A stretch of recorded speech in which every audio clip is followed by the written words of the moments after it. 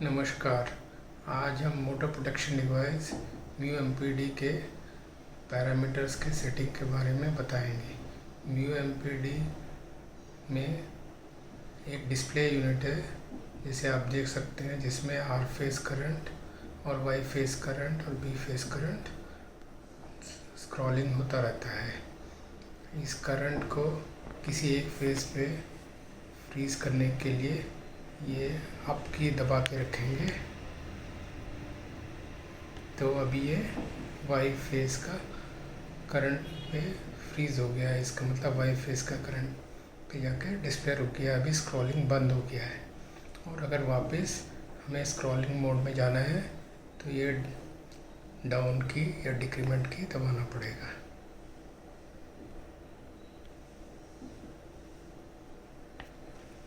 अभी ये scrolling mode में वापस आ गया है। अगर हमें सेटिंग्स को चेंज करना है या देखना है तो ये एंटर या रीसेट की को दबाना है।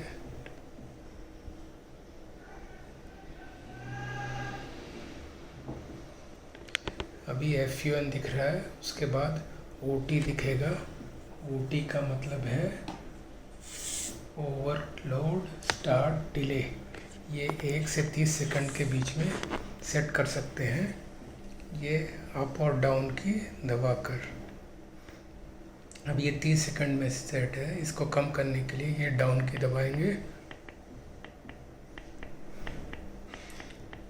और अगर बढ़ाना है तो अप की दबाएंगे। और अगर 30 सेकंड के ऊपर अगर फिर से दबाते हैं तो ये 1 सेकंड में चला जाता है। इस तरह से ये अभी बढ़ना चालू हो गया है। और डाउन की से अगर दबाते हैं, एक के बाद फिर से अगर डाउन की दबाएंगे ये वापस 30 पे आ जाएगा। इस तरह से अगर 3 सेकंड में सेट है, उसके बाद उसको सेटिंग को स्टोर करने के लिए फिर से एंटर की दबाएंगे तो अगला पैरामीटर आएगा under current enable disable. Under current UCE enable, इसको अगर डिसेबल दबाना है तो ये अप की दबाइए तो D आएगा, और डाउन की दबाइए तो भी E आएगा। किसी एक के बीच में वो टॉगल करता रहेगा। और अगर इस वैल्यू को स्टोर करना है तो फिर से एंटर की दबाइए। अगला है UCP अंडर करंट पॉइंट। ये अंडर करंट पॉइंट 1 से 22 एम्प्स के बीच में सेट हो सकता है।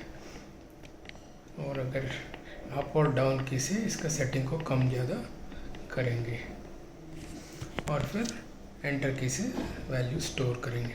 अगला है UCT अंडर करंट टाइम।